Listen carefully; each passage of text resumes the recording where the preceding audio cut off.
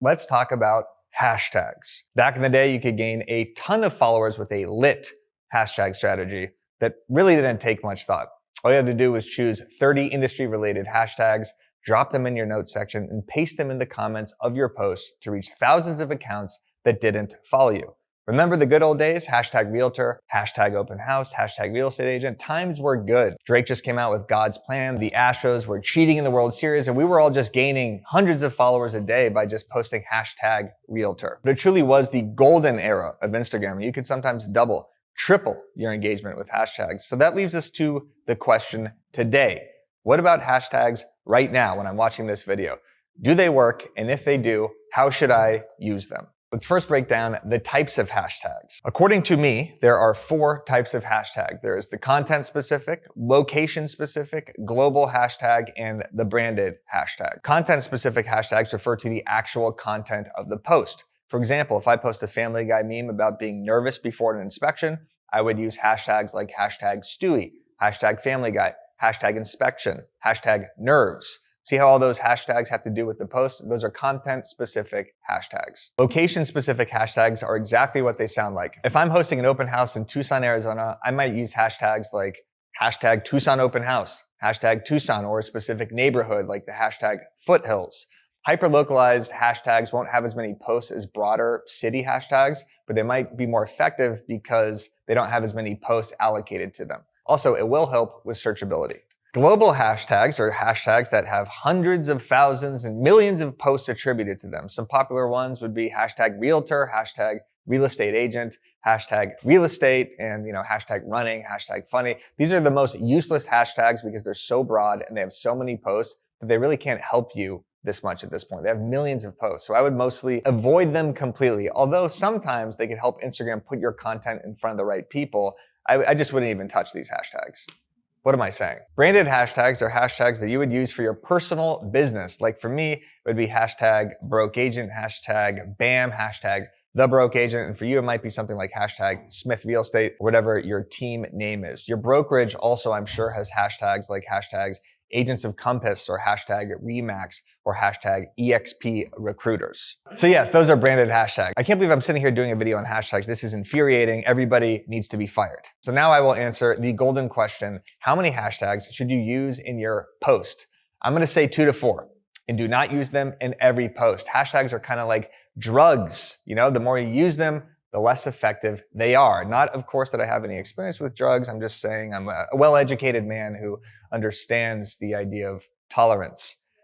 Anyway, use them maybe 1 in every 3 posts. And remember the golden rule. Only use hashtags that are specific to that post.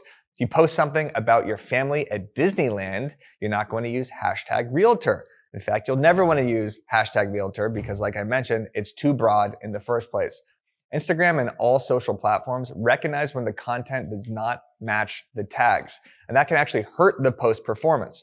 Look at your post and think, what hashtags could I use to enhance this post discovery? Does it add to your post, or is it pointless? The next question, where should you post the hashtags? Post them in your caption the second you publish the post. Don't add them in later, and don't post them in the comments. Instagram wants you to use the app as intended. If you post them in the comments, they will not be as effective, they might not register, and they might even be seen as spam-like behavior by Instagram. A lot of people post hashtags in the comments because they think they are unsightly and boring and kind of look like you're begging for engagement, which I don't entirely disagree with because that's exactly what you're doing. But if you want to hide your hashtags, just post them at the end of your caption with a few spaces, but make sure it's in that caption. All right, let's get into location tags because these are just an absolute blast. By the way, real quick, you know what's actually more effective than hashtags or location tags? It's audio. If you're posting a reel, that audio acts as a way more potent hashtags because it actually groups your content with everyone else who is using that trending audio. We'll definitely get more into this later. I wanted to touch on location tags real quick because I think a lot of agents forget about this feature because it's boring as hell, but they shouldn't because it drives more engagement. If you're posting location-specific posts, whether it's your listing photos or a market update or really anything going on that's real estate related, you should absolutely tag the location. Similar to hashtags, you're going to want to switch it up to see what works best, going more broad with some and then more specific with others. But make sure you include it in every post. So what about hashtags and stories? What about location tags in stories? You should definitely use the hashtag and location tag sticker in your stories. Use maybe 1 or 2 hashtags if you can remember, and the location tag just as you would use them in your feed. Do specific ones that are accurate to the context of your post. A little trick you can do is you can actually hide them from your story so it doesn't look like an engagement grab. Just touch the screen and then slide it off the screen. What I think is the most forgotten and best use of hashtags is to search and follow them. I like to follow hashtags that will serve me content outside of the people I follow for post inspiration. For example, I follow hashtags like hashtag realtor humor, hashtag realtor problems, and occasionally a meme or a joke from an agent will pop up in my feed and I don't even follow them.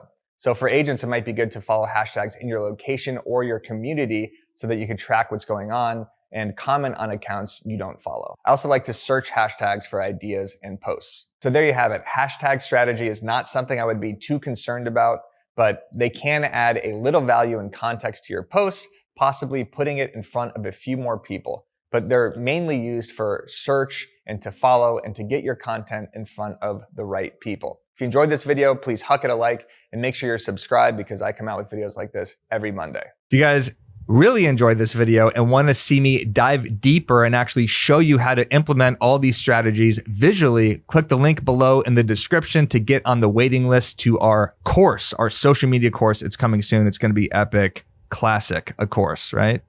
Click it.